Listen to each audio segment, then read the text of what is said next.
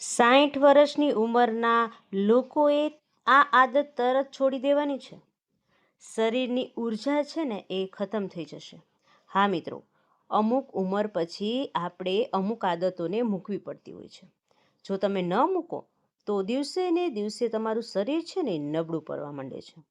એટલે મારા વડીલોને ખાસ વિનંતી કે આ વિડીયો તમે ચોક્કસ જોજો, કારણ કે આજે હું તમને જણાવવા જઈ રહી છું એવી અમુક બાબતો જે તમારે છોડવી પડશે.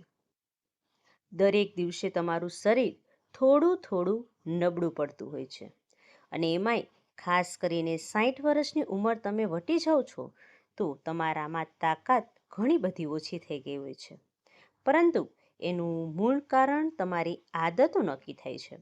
તમે 70 વર્ષ સુધી સ્વસ્થ રહેશો, કોઈ બીમારીનો શિકાર નહીં બનો, પરંતુ મિત્રો તમારે આ આદતો છોડશો તો તમે આ બધું કરી શકશો, અને ધીમે ધીમે તમે સારા બની શકશો. તમારા શરીરના કોષો છે એ રિકવર થઈ જશે. તો તમારે ખાસ કરીને આ આદતો અપનાવી જ પડશે. જો મિત્રો તમારા સ્નાયુઓ નબળા પડતા હોય છે, શરીરમાં પહેલાં જેટલી તાકાત નથી રહી, એટલી ઝડપથી તમે કામ કરી નથી શકતા, તો મિત્રો આ વિડીયો ખાસ તમારા માટે જ છે. તમારા પગમાં દુખાવો થવો, તમારી ઊંઘનો અભાવ, સાંધામાં જકડણ આવવી, સોજા આવવા, માનસિક નબળાઈ શરૂ થઈ જવી, આ બધી જ સમસ્યાઓ 60 વર્ષની ઉંમર પછી શરૂ થઈ જાય છે. એટલા માટે મારા વડીલો મિત્રો, ખાસ કરીને આ વિડીયો અચૂક જોજો. આપણે સૌથી પહેલાં વાત કરીએ નંબર 1ની, તો કે મોડી રાત સુધી જાગવું અથવા તો પૂરતી ઊંઘ ન કરવી. હવે મોટી ઉંમરના લોકોને શું થાય છે મિત્રો, કે અમુક ઉંમર પછી ઊંઘ ઉડી જતી હોય છે, પરંતુ તમારે બહુ મોડે સુધી જાગવું ન જોઈએ, કારણ કે તમારા શરીરને રિકવર કરવા માટે તમારે પૂરતી ઊંઘ કરવી ખૂબ જરૂરી છે. શરીરની રિકવરીની ક્ષમતા જો ઓછી થઈ જાય તો ઊંઘ શરીરને રિપેર કરવાનું કામ કરે છે, અને ખૂબ મોટું આ વાત છે કે જો તમે મોડે સુધી નહીં સૂવો, વડીલો છે એ મોડી રાત સુધી ટીવી જોતા હોય છે, અથવા મોબાઈલ ચલાવતા હોય છે, અથવા તો વાતો કરતા હોય છે, તો મિત્રો શું થશે ખબર છે? તમારા શરીરમાં મેલાટોનિન હોર્મોન્સ છે ને ઓછું થઈ જશે. ઊંઘ અને મગજના સ્વાસ્થ્ય માટે ખૂબ આ નુકસાનકારક છે. તેનાથી બ્લડ પ્રેશર, સુગર લેવલ, સ્નાયુઓનું સમારકામ, થાક, નબળાઈ આ બધું વધી શકે છે, અને રિકવર કરવામાં ખૂબ સમય જતો રહે છે.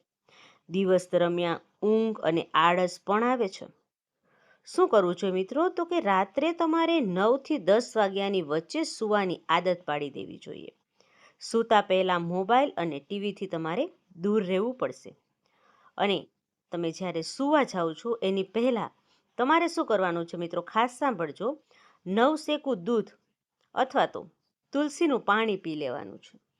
જો મિત્રો આ કરશો ને તો તમને શરીરમાં ઘણા બધા સારા ફેરફારો દેખાશે. હવે નંબર 2ની વાત કરીએ. સવારે ઉઠતાની સાથે જ પાણી પીધા વગર કામ શરૂ કરી દેવું. 60 વર્ષની ઉંમર પછી શરીરમાં ડિહાઇડ્રેશન એટલે કે પાણીની અછત જલ્દી આવી જાય છે. જો સવારે ઉઠતાની સાથે જ પાણી પીવામાં તમે ન આવે ને, તમે પાણી ન પીવું ને, તો શું થાય છે? શરીરમાં જમા રહેલા ઝેરી તત્વો એ ડોટેક્સ છે ને એ બહાર નથી નીકળતા.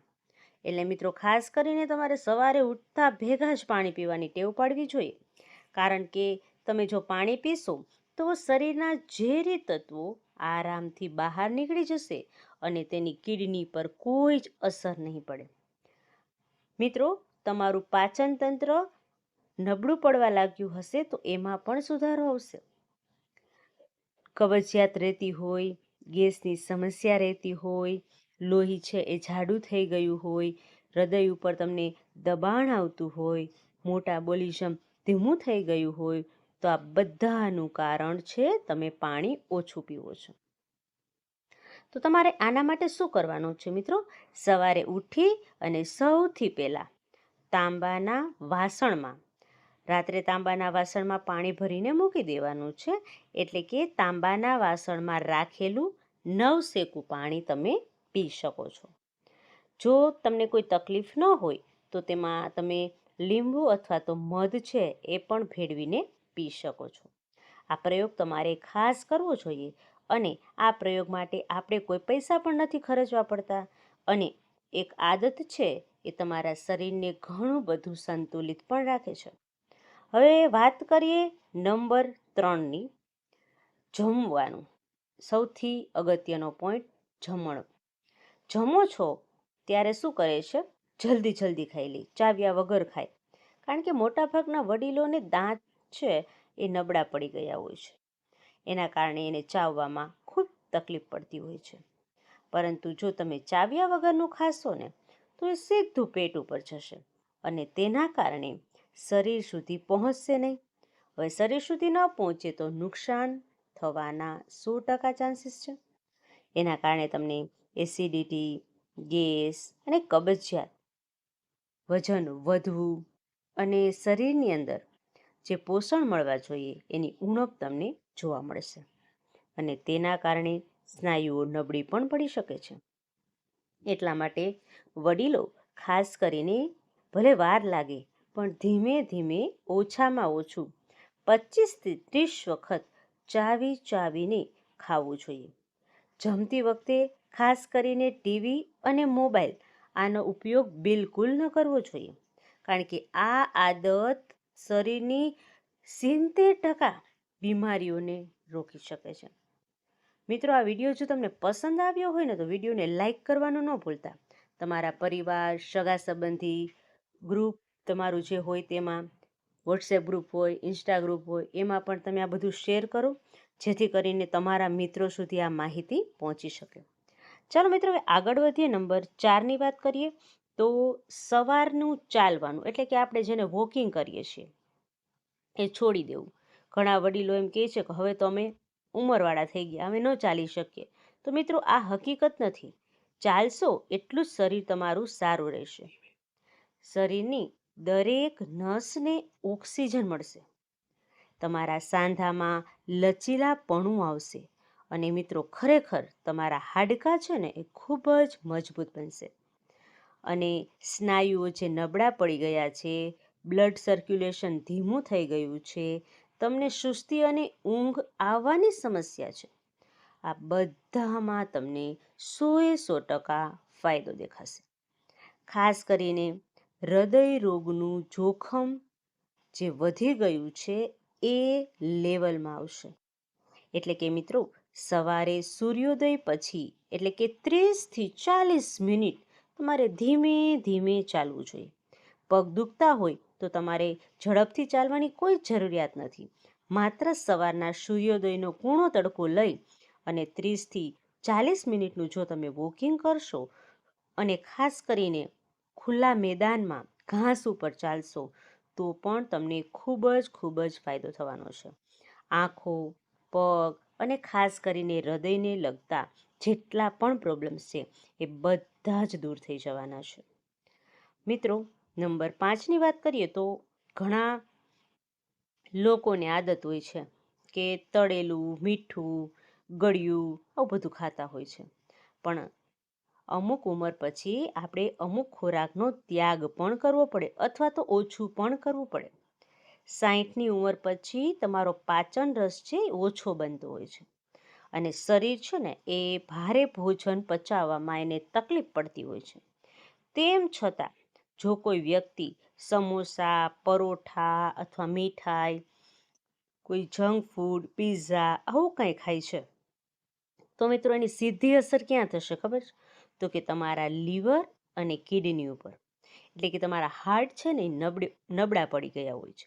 એના કારણે શું થશે તો કે નુકસાન થશે, કોલેસ્ટ્રોલ વધશે, બ્લડ સુગર લેવલ વધી જશે, હાડકાં નબળા પડવા મળશે, સાંધામાં દુખાવો, સોજા, જકણન આવી તકલીફ પણ પડવા મળશે.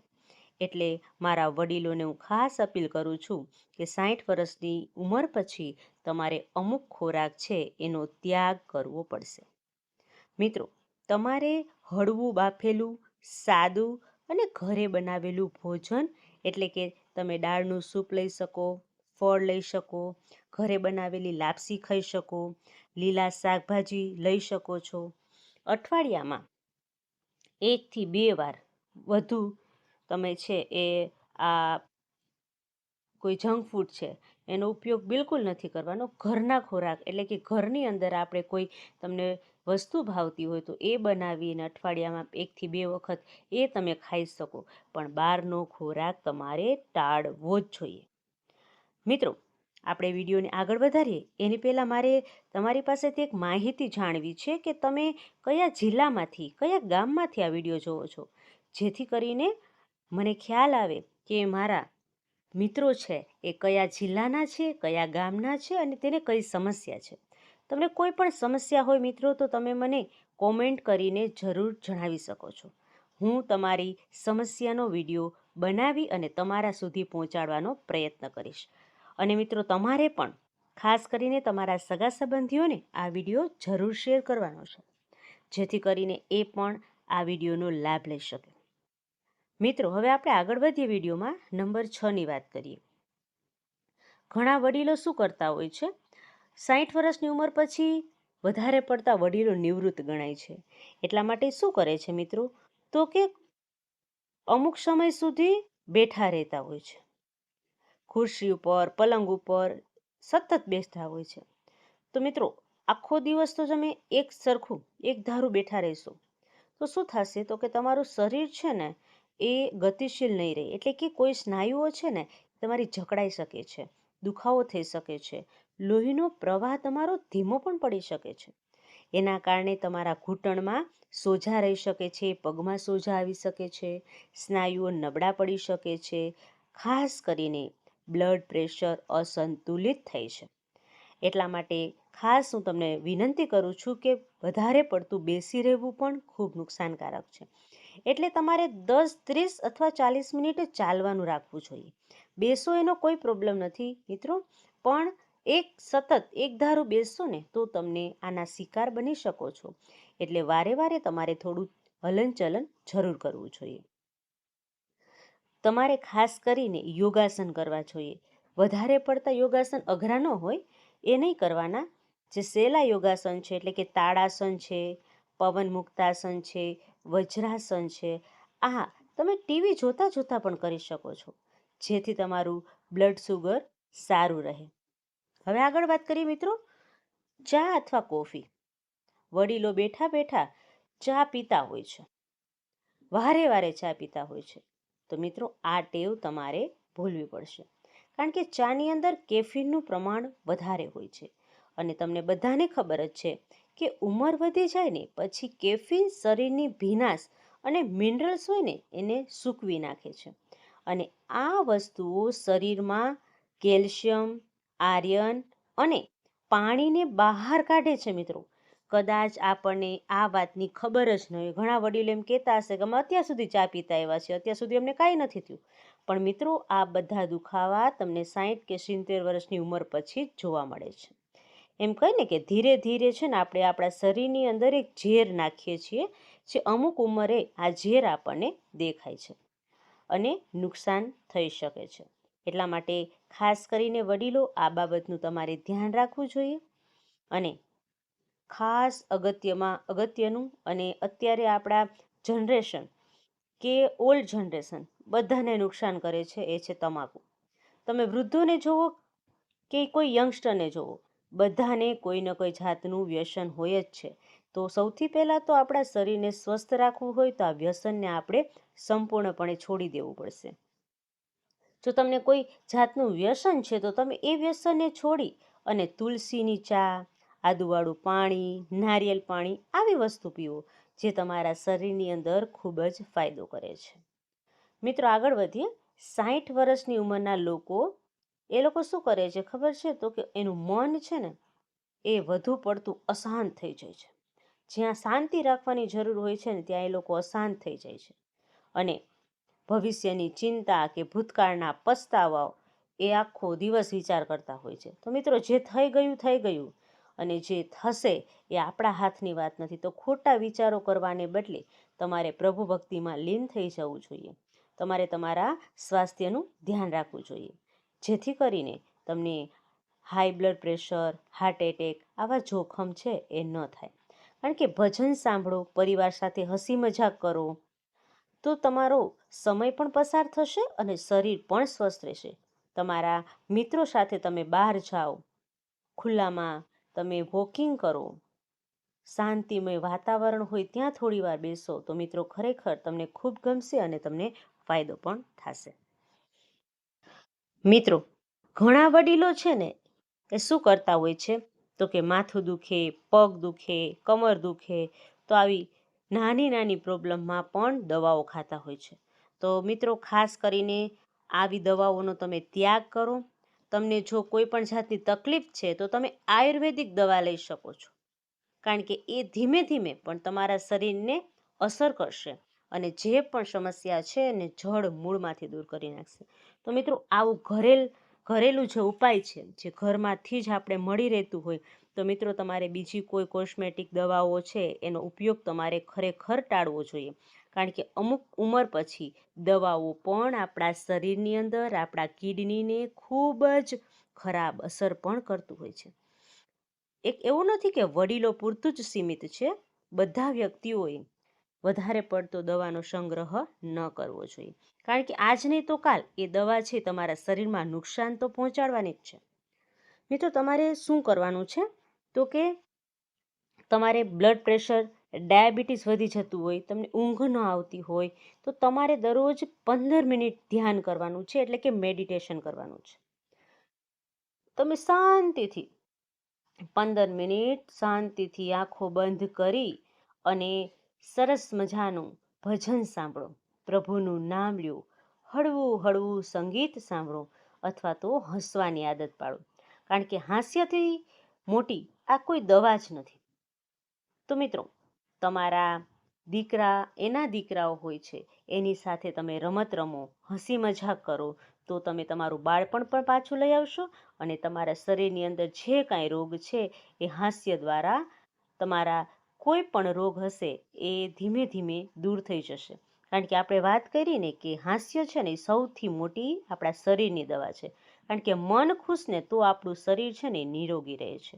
એટલા માટે મિત્રો ખાસ બાબત યાદ રાખજો, વૃદ્ધ થાવ એટલે વૃદ્ધ બધા થવાના છે એવું નથી. વૃદ્ધ થાવ ને એટલે તમારી અમુક આદતોને સુધારો, રોકટોક કરવું, ગુસ્સો કરવો, અને અથવા તો આપણી કોઈ જૂની રૂઢિ હોય એને પકડી રાખવી, એના વિચારો બીજા ઉપર થોપવા, આ બધી વસ્તુને તમારે સમય પ્રમાણે બદલવી પડશે. એટલે કે તમે તમારી જાતને ખુશ રાખો, હાસ્ય કરો, મંદિરે જાઓ, આ બધી વસ્તુની ટેવ પાડો. તો મિત્રો તમારે કોઈ દવા લેવાની જરૂર નથી. અને ખાસ કરીને સૂર્યના કિરણો એટલે કે સૂર્યનો સીધો પ્રકાશ એટલે કે વિટામિન ડી તમારે લેવું જ જોઈએ, કારણ કે શરીરને મજબૂત રાખે છે. અને ખાસ મિત્રો ઓછામાં ઓછું 8થી 10 ગ્લાસ પાણી પીવાની પણ ટેવ રાખો. દરરોજ તમારે ફળો ખાવા જોઈએ. કોઈ પ્રિય વ્યક્તિ તમારું હોય તો એની સાથે તમે હસી મજાક કરીને વાત કરી શકો છો. સૂતા પહેલાં તમારે મનને શાંત કરો, ફોનને દૂર કરી દો, તમારા વડીલો સાથે ચર્ચા કરો, એને પણ તમે હસાવો. તો મિત્રો આ સૌથી મોટી દવા તમારા માટે છે. તો મિત્રો 60 વર્ષની ઉંમરના વ્યક્તિઓ, એના માટે અમે વિડીયો બનાવેલો હતો. મારા વડીલોને જો આ વિડીયો ગમ્યો હોય તો પ્લીઝ મને કોમેન્ટમાં કહેજો કે તમને આ વિડીયો કેવો લાગ્યો છે, અને તમારી અમુક આદતોને સુધારજો. શરીર તમારું છે, કારણ કે જો શરીર બગડશે તો દુઃખ અને પીડા આપણને જ થશે. તો મિત્રો ખાસ કરીને આ બાબતનું તમે ધ્યાન રાખજો. વધારે ચિંતા ન કરો, ખુશહાલી જીવન જીવો, અને અમારી વિડીયો છે એને લાઈક કરતા રહો, તમારા મિત્રો પરિવારને શેર કરતા રહો, ચેનલને સબસ્ક્રાઈબ કરી નાખજો. ફરી મળીશું મિત્રો આવા એક નવા જ ટોપિક સાથે. ત્યાં સુધી બધાને મારા જય શ્રી કૃષ્ણ અને રાધે રાધે. હસતા રહો અને હસા